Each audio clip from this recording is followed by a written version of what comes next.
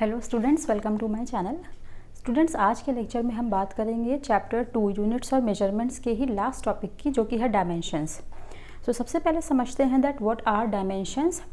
Dimensions क्या है students?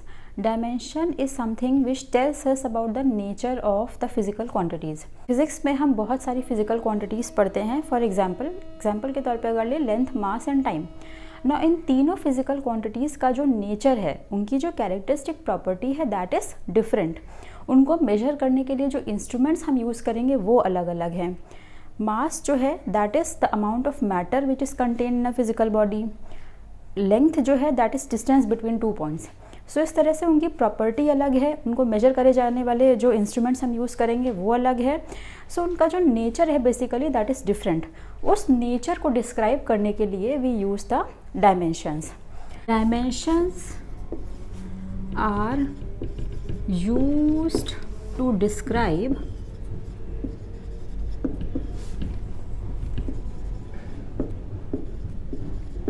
the nature of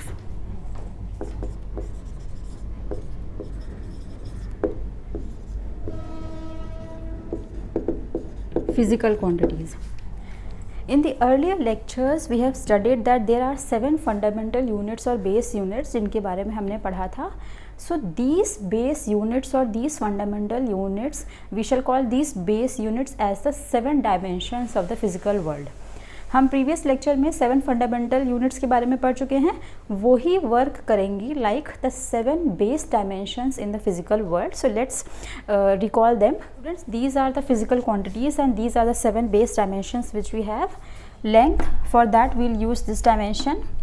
mass, time, electric current, amount of substance, thermodynamic temperature and luminous intensity. For mass we have m. For time we have t. Electric current, ampere A. Amount of substance, mole, mol. Thermodynamic temperature, Kelvin K. Luminous intensity, candela, CD. Now we shall denote all of these dimensions in the square bracket. यानी कि जो भी dimension है उनको हम represent करने के लिए we'll write down within the square brackets. The dimensions are denoted by the square brackets. Definition of dimension says that dimensions are the powers or exponents to which we raise the base quantity to represent that quantity. इसको हम example से समझते हैं. Volume हम सभी जानते हैं. Volume of an object कैसे लिखते हैं? It is equal to length into breadth into height. No, length, breadth, height तीनों क्या है? तीनों बेसिकली लेंथ हैं, तीनों डिस्टेंसेस हैं. So we can also write it as length into length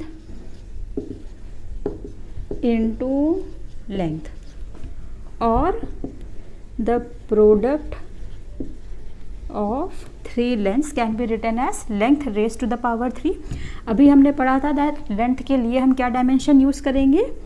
L within the square bracket. So this is L raised to the power 3 within a square bracket, and this square bracket shows the dimension for the physical quantity of length. Also this can be written as L within the bracket raised to the power 3. So this is the dimension for the volume. The dimension of volume of an object which is V is equal to L raised to the power 3. So this is how we represent the physical quantity of volume by its dimensions. Similarly, if we understand for force, एक और example लेते हैं force का. Force क्या होता है? Force is equal to mass into acceleration. Acceleration का मतलब क्या हुआ? It is equal to speed upon time. अब हम सबके डायमेंशंस लिख लेंगे. मास के लिए अभी हमने डायमेंशन पढ़ा, it is equal given by this. Then we have for the speed we have, what do we have? Speed is equal to, it is equal to distance per unit time. तो क्या लिख लेंगे यहाँ पे? We will write down length upon time divided by time. So we have m into L upon t square. Also this can be written as m L t raised to the power minus 2. So this is the dimension for force. Here we will say that it has got 0 dimension in mass, 3 dimensions in length and 0 dimension in time. This is for the volume. Here we will see that it has got 1 dimension in mass, 1 dimension in length and minus 2 dimensions in time. Mechanics में जितने भी physical quantities होंगी उनके लिए जो base units या जो base dimensions होंगे वो होंगे length, mass and time. So हमने समझा that जो डायमेंशन है फिजिकल क्वांटिटी के नेचर को बताता है, सबका नेचर अलग अलग है, उसको डिस्क्राइब करने के लिए डायमेंशन यूज़ करेंगे. जो 7 फंडामेंटल यूनिट्स या बेस यूनिट्स हमने पहले पढ़ी थी वही सर्व करेंगी like the 7 base dimensions of the physical world. उसके लिए डिनोट करने के लिए we will use the square bracket.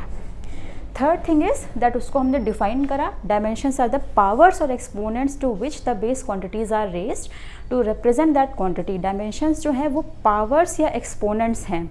उस क्वांटिटी को रिप्रेजेंट करने के लिए जो पावर हम यूज़ कर रहे हैं, जैसे यहाँ पे it has got 3 dimensions in length, it has got 1 dimension in mass, 1 dimension in length and minus 2 dimension in time. So these powers are the dimensions. In this kind of the representation, the magnitudes of the quantities are not considered. मतलब speed, initial velocity, final velocity, average velocity, change in velocity, ये जितनी भी quantities हैं they are all equivalent.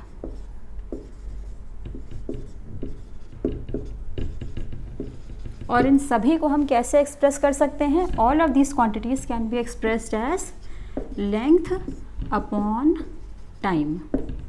Dimension के terms में लिखे तो क्या आ जाएगा? L अपॉन T और L T inverse, which means that dimensions of all of these physical quantities will be the same, which is L T inverse. The magnitude, इनके जो मैग्नीट्यूड है उनकी जो वैल्यूज़ हैं उनको हम कंसिडर नहीं करेंगे. इनका जो यूनिट है, जिस तरह से ये एक्सप्रेस करे जा रहे हैं, ये सारी क्वांटिटीज़ के लिए सेम होगा एंड हेंस इनका जो डायमेंशन है that will be the same. Dimensional formula and dimensional equation. Dimensional formula क्या है? Dimensional formula, students, is an expression which shows that how and which of the base quantities represent a particular physical quantity. इसको एक बार लिख लेते हैं.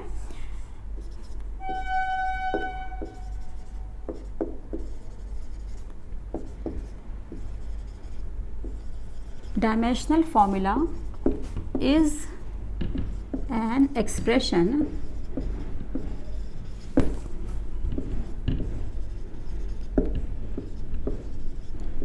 which shows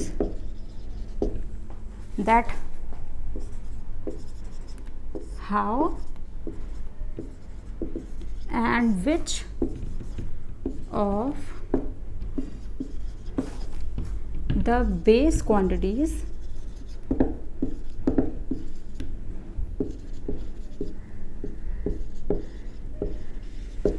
represent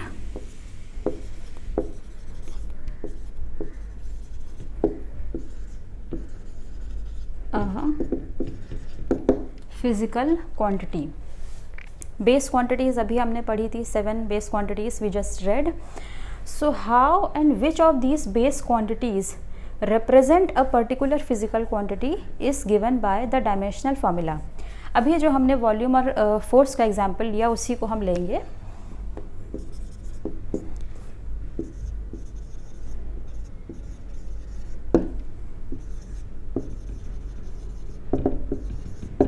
physical quantity हमारी क्या है? फिजिकल क्वांटिटी है डायमेंशन वॉल्यूम की. वॉल्यूम के लिए डायमेंशन क्या है? Dimension is l raise to the power 3। Dimensional formula क्या होगा?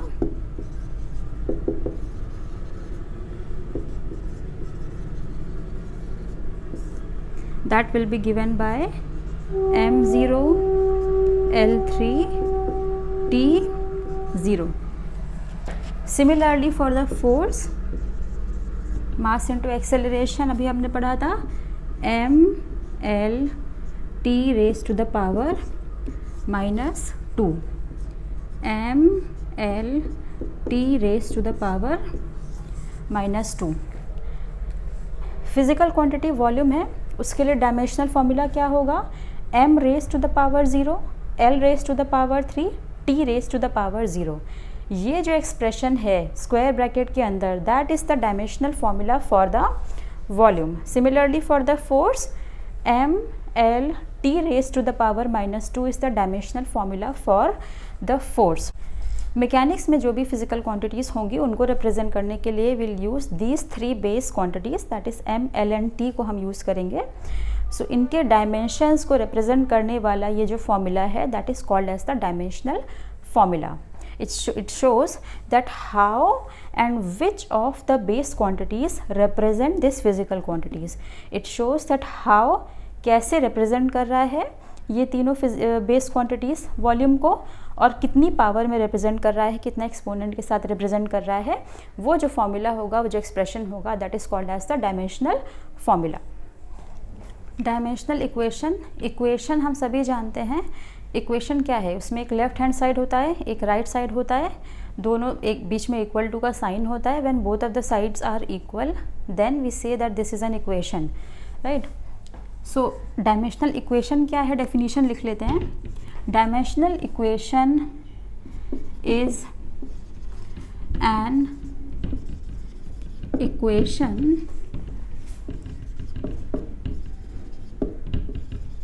obtained by equating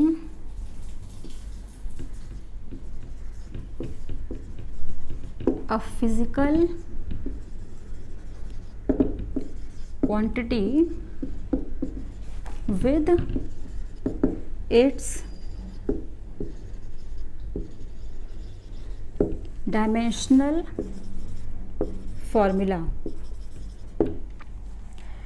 Dimensional equation is an equation which is obtained by equating a physical quantity with its dimensional formula is called as the dimensional equation। अभी जो हमने volume और force का example लिया था उसी को ले लेंगे दोबारा से। सो वॉल्यूम जो है, वॉल्यूम के लिए डायमेंशन क्या है? v। v is equal to m0 l³ t0। This is the dimensional equation for the physical quantity of volume. Similarly, for force,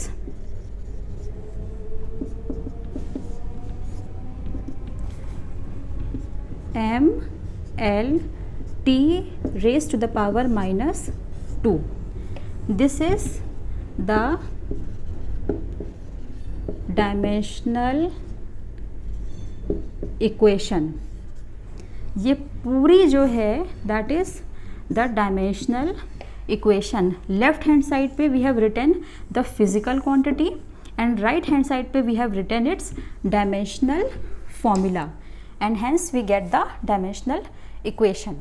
dimensional equation को ऑब्टेन करने का एक और तरीका भी है। Dimensional equation can be obtain from an equation representing the relation between the physical quantities. वही example लेते हैं फॉर द वॉल्यूम। वॉल्यूम क्या है? वॉल्यूम का relationship with other physical quantities, length into breadth into height. तीनों length है।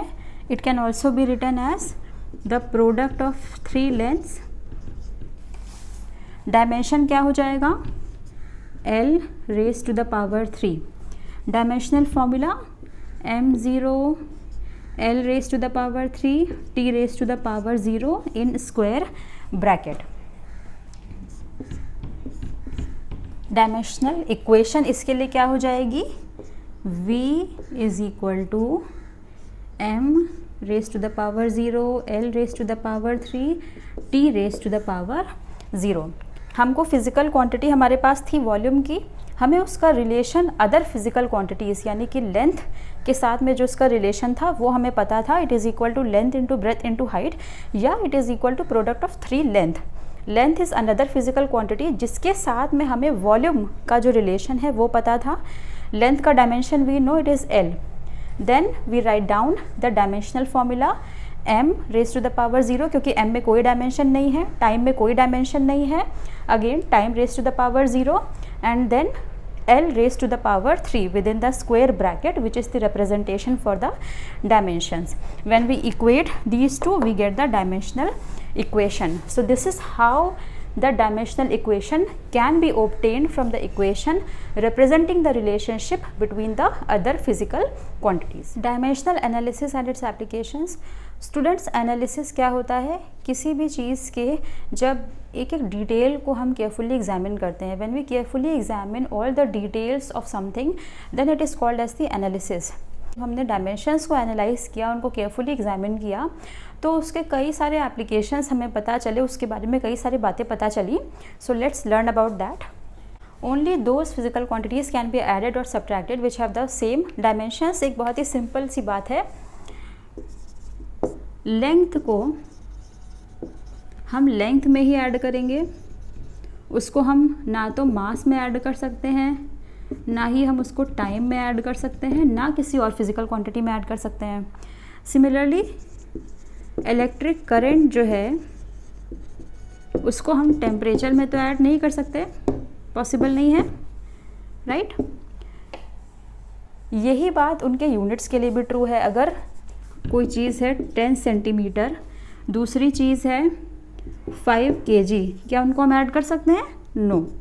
लेकिन 10 centimetre और 20 सेंटीमीटर को हम आपस में ऐड कर सकते हैं। Same is true for the dimensions also. Length को लेंथ में ही ऐड करेंगे, मास को मास में ही ऐड करेंगे। So this is one of the things which we got to know after analyzing the dimensions. दूसरी चीज़ जो हमें पता चली वो थी उसकी applications of dimensions, deducing certain relations among the different physical quantities and checking the derivation, accuracy and dimensional consistency or homogeneity of the various mathematical expressions. इसका application क्या है?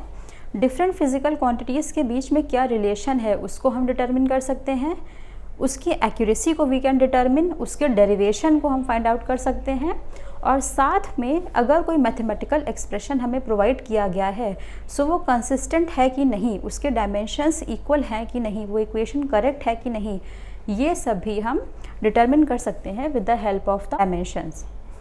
यानी कि we can deduce the relation between the physical quantities, we can check those relations between the physical quantities, we can check its accuracy and also we can check the consistency.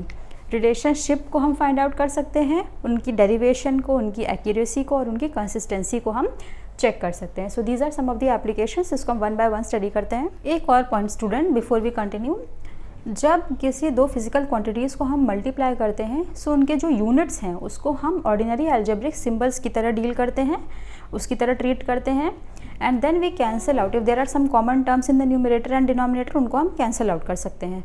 सो यही same चीज़ जो है that will be true for the dimensions as well. Example से समझते हैं। Suppose we have acceleration,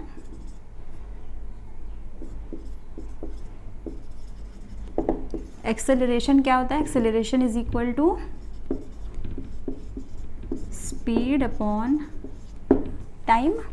हम अगर SI unit की बात करें तो क्या लिख सकते हैं? Speed is equal to metre per second and here we have the second, so this can be written as metre per second square. अब सेम चीज़ को अगर हम डायमेंशन के टर्म में लिखें तो क्या आ जाएगा? मीटर का मतलब हो गया लेंथ, सेकेंड का मतलब टाइम, डिनोमिनेटर में आ जाएगा time, this will go here, we have L T raise to the power -2। यानी कि यहाँ पे जब यूनिट्स की हम बात कर रहे थे, हम उसको ऑर्डिनरी अलजेब्रिक सिंबल्स की तरह ट्रीट कर रहे थे। कोई चीज़ डिनोमिनेटर में है, सो ये ऊपर चला जाएगा या ये क्वांटिटी नीचे आ जाएगा, and we can write it as ms raise to the power -2। बिल्कुल सेम चीज़ हम डायमेंशन के केस में भी करेंगे। एक और एग्जाम्पल से समझते हैं। Suppose we have pressure. Pressure क्या होता है? Pressure is equal to force per unit area. अभी हम उसकी यूनिट लिखेंगे, तो यूनिट में क्या आ जाएगा? फोर्स क्या है? Mass into acceleration upon area. Mass का मतलब हो गया केजी, एक्सेलरेशन का मतलब हो गया metre per second square, upon area का मतलब हो गया मीटर स्क्वायर। सो एक ये और ये कैंसिल हुआ, क्या वैल्यू आ गई? केजी पर metre per second square. Dimensions में लिखेंगे, क्या हो जाएगा? मास इनटू एक्सेलरेशन। मास का मतलब हो गया, मास का डायमेंशन ये है, एक्सेलरेशन का डायमेंशन क्या है? स्पीड अपॉन टाइम, मतलब L T raise to the power -2 upon L square. क्यों? वो एरिया है।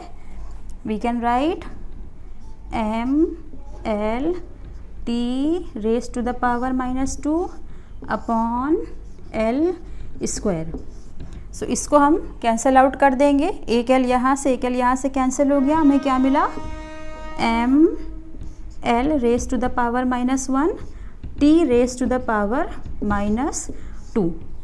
सो यूनिट्स के केस में हम यूनिट्स को अलजेब्रिक सिंबल की तरह ट्रीट कर रहे थे, कॉमन टर्म्स को हम कैंसिल आउट कर रहे थे मल्टीप्लाई करने पर। सेम चीज़ हम करेंगे डायमेंशंस के केस में भी। So in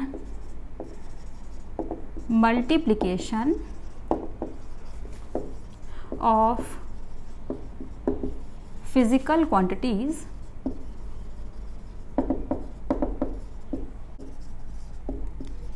their units should be treated as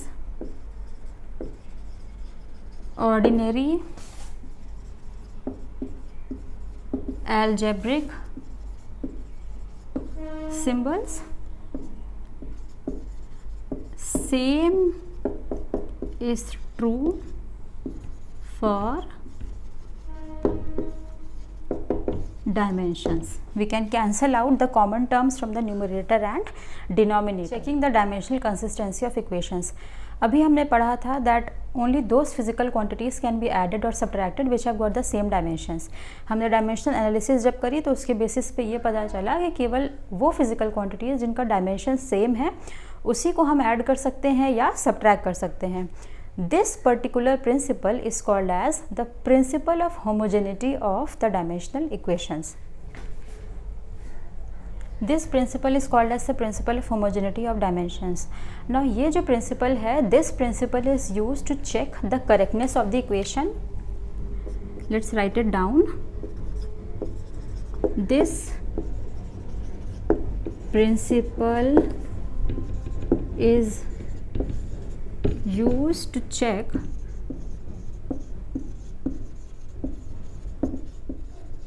correctness of equation. Suppose कोई equation है, dimensional equation है, a is equal to b plus c. Now if the dimension of this term and this term is not the same, if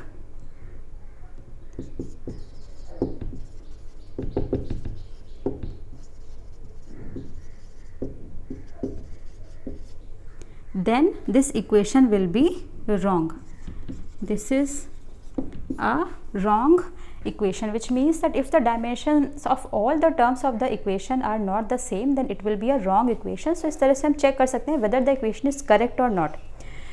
Now this test is used as a preliminary test for the consistency of equation.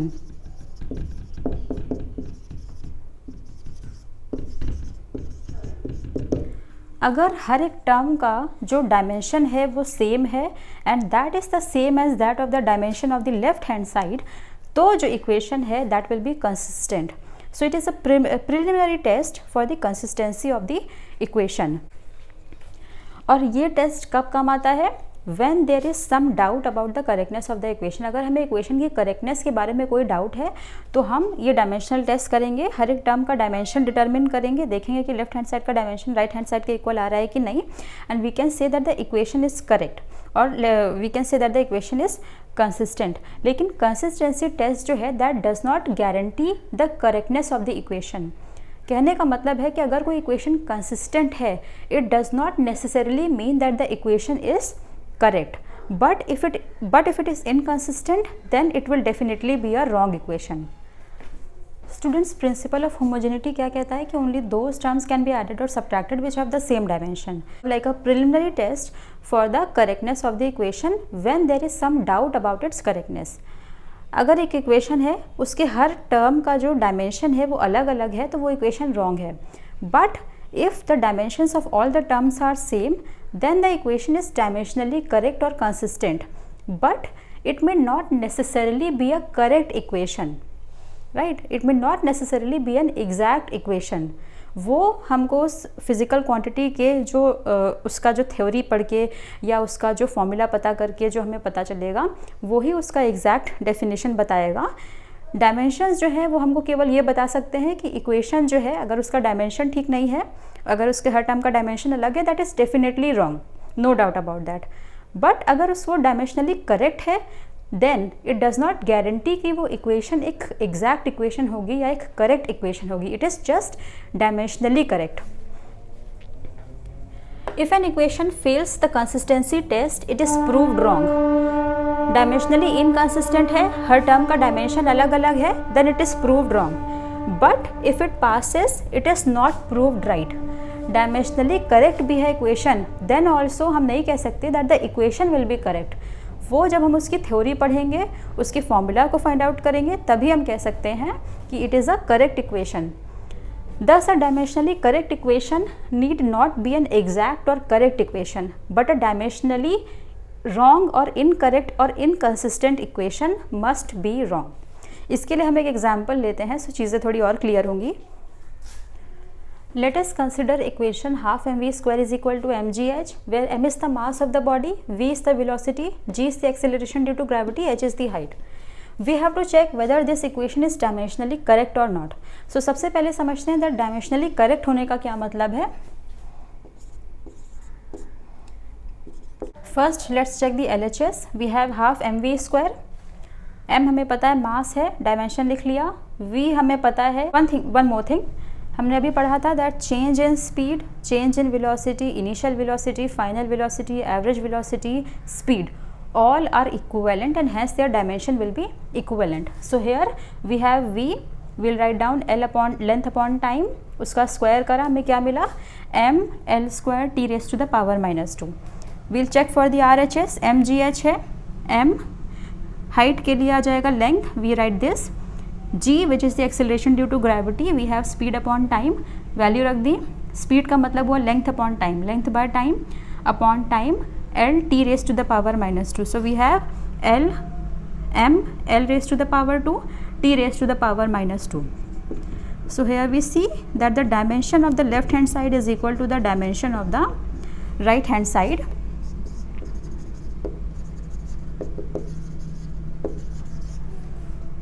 Is equal to the dimension of the right hand side and hence this equation will be dimensionally correct. This equation is dimensionally correct. Let's understand with one more example. The SI unit of energy is J is equal to kg meter square per second square. For that of speed is meter per second. Acceleration A is equal to meter per second square. Which of the formula for the kinetic energy K given below can you rule out on the basis of the dimensional arguments? M is the mass of body. हमें value provide कर दी गई which is the SI unit of energy, उसके लिए, speed के लिए, acceleration के लिए. we have to check the formula for the kinetic energy on the basis of the dimensional arguments. 4 equations हमें दी हैं. k is equal to m square v square, k is equal to half mv square, k is equal to ma and k is equal to 3/16 mv square. Now we have to check whether these equations are dimensionally correct or not. So let's check these one by one.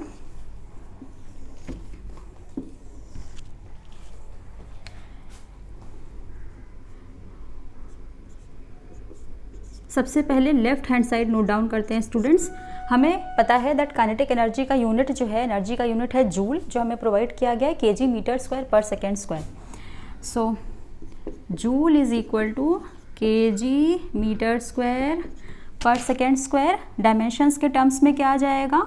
kg का मतलब हुआ m, metre square मतलब l square and per second square मतलब t inverse का square, which is equal to m l square t raised to the power minus 2. This is the value for k. This is our left hand side. This is the dimension for the left hand side of the equation. Now let's check for the right hand side. So for the right hand side we have m square v square and we know that here m is the mass of the body. यहाँ पे ये जो चीज़ लिखी हुई है, ये जो लिखा हुआ है, ये जो लिखा हुआ है, these are the SI units.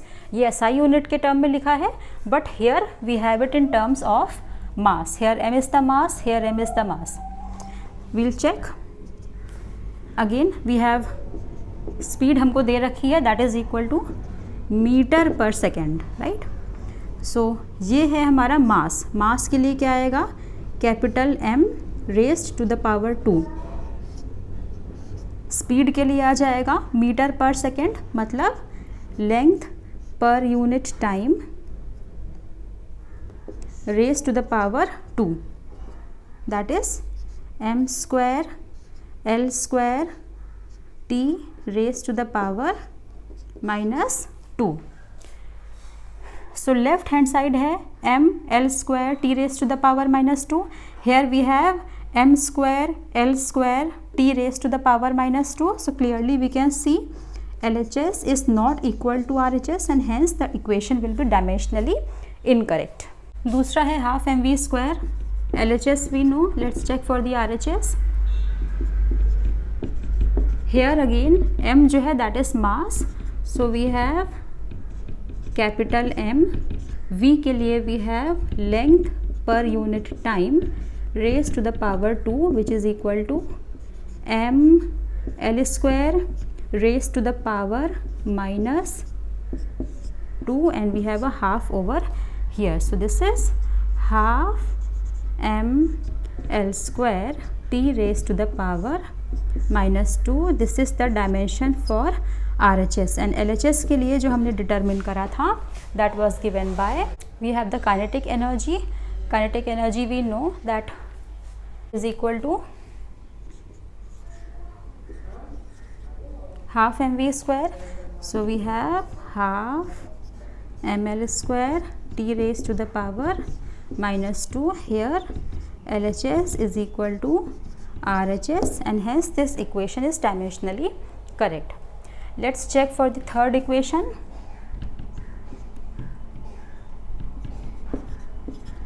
RHS is equal to ma. Here again m is the mass of the body, so we have m. Acceleration is equal to speed upon time and speed is length per unit time divided by time. So we get m l t raised to the power minus 2. This is the dimension for the RHS, which RHS again is not equal to LHS. Why? Because LHS is ml square t raised to the power minus 2 है left hand side का dimension, यहाँ पे है ml t raised to the power minus 2. This is again dimensionally incorrect. Let's check for this one. Again we have right hand side is equal to 3/16 mv square. M again is the mass of the body, so we have capital M. V will be L t raised to the power minus 1, whole of this raised to the power 2. So we have 3/16 m L square t raised to the power -2. Now here we can see that the dimension of the left hand side is equal to the dimension of the right hand side, but in this equation and this equation the dimensions are not same. These are completely removed, means these will be the wrong equations. We are left with B and D. हमारे पास B और D दो equations बची हैं जिनके dimensions जो है left hand side और right hand side के सेम हैं, बट इनमें से जो इक्वेशन 2 है only that equation will be a correct equation. Why? Because by the definition of kinetic energy we know that kinetic energy is equal to half mv square. So if we include the constant as well, then we can say that this equation is completely equal to the kinetic energy or completely represents the kinetic energy of an object.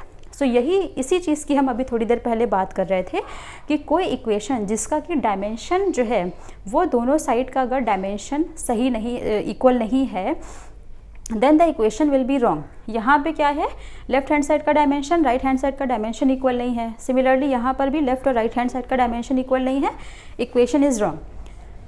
साथ में if the equation is dimensionally correct, जो कि इन दोनों cases में है, ये equation भी dimensionally correct है, ये इक्वेशन भी डायमेंशनली करेक्ट है, then it does not guarantee that the equation will be exact or the equation will be correct. ये जो इक्वेशन है 3/16 mv square, ये इक्वेशन डायमेंशनली करेक्ट आ रही है, but it does not represent the kinetic energy of the body. Why? Because we have a factor of 3/16 and not 1/2. But this equation which has half mv square will be a completely correct or exact equation. So this was the application about the homogeneity or the consistency. Let's look forward to another application. Next application is deducing the relationship between the different physical quantities. Students, if we know the relation or the dependence of a physical quantity on the other physical quantities, then we can find out the relation between them with the help of dimensions. अगर हमें पता है कि कोई एक physical quantity other physical quantities के ऊपर किस तरह से डिपेंड कर रही है, तो dimensions की हेल्प से उनके बीच का relation हम डिटर्मिन कर सकते हैं. For this, we should know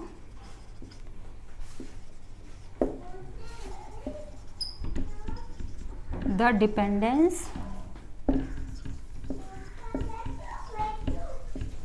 of the physical quantity on other physical quantities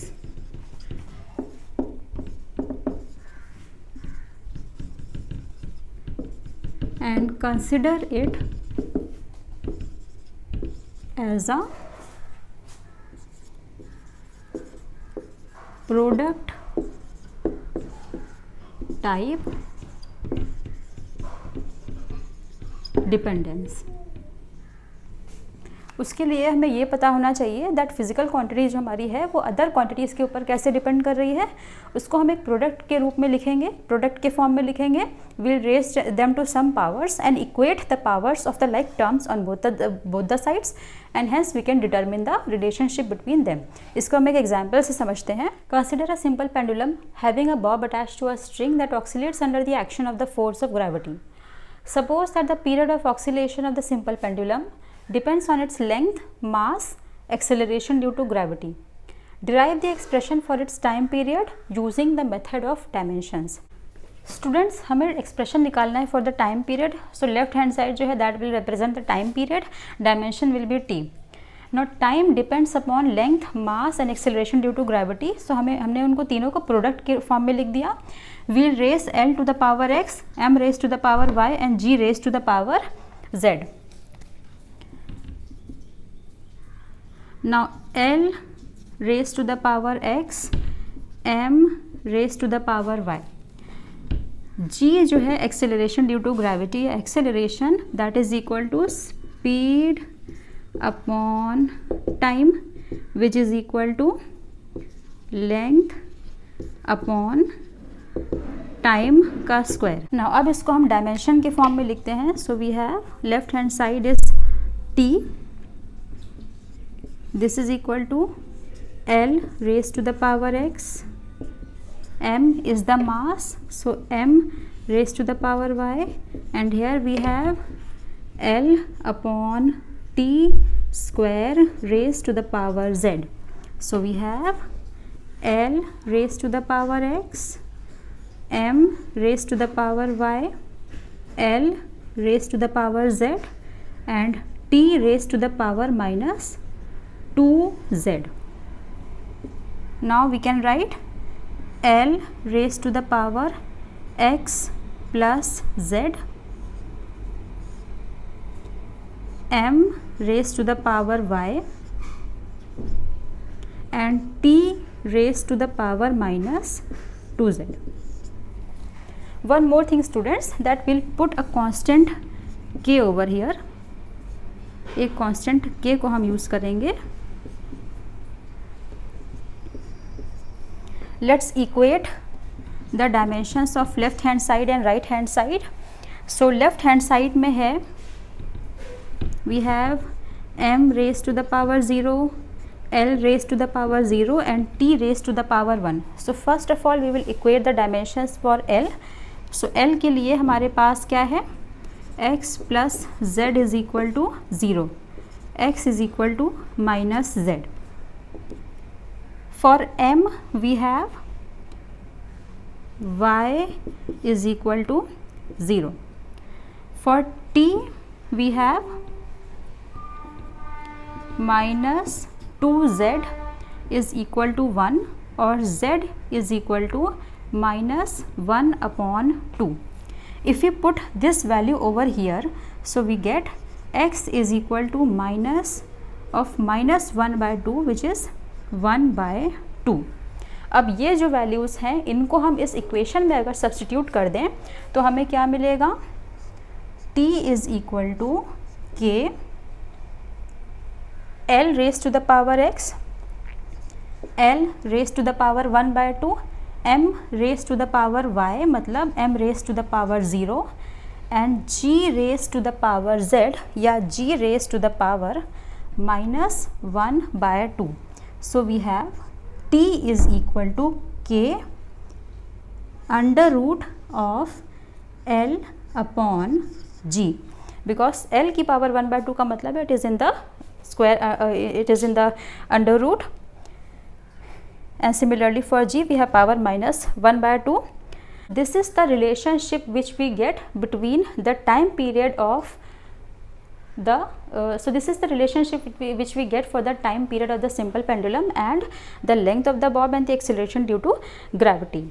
Now from here we can just determine this relationship between these three terms, लेकिन यहाँ से जो constant k है उसकी value we cannot determine. So method of dimensions use करके हमने time period और in length और ग्रेविटी के बीच में जो रिलेशनशिप था उसको डिटरमिन कर लिया by using this method of dimension.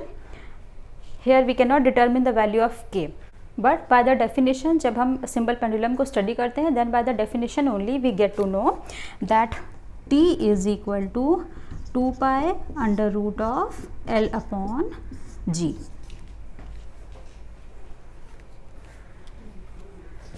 So this is how we use the dimensions to determine the relationship between the physical quantity and the other physical quantities which are on which this one depends by using the method of dimensions. Students dimensions chapter में आज हमने सीखा that dimensions जो हैं वो physical quantities के nature के बारे में बताते हैं, कौन कौन से फंडामेंटल यूनिट्स को या कौन कौन सी बेस क्वांटिटीज़ को बोला जाएगा या सर्व करेंगे एज डायमेंशंस, उसकी definition, dimensional formula, dimensional equation.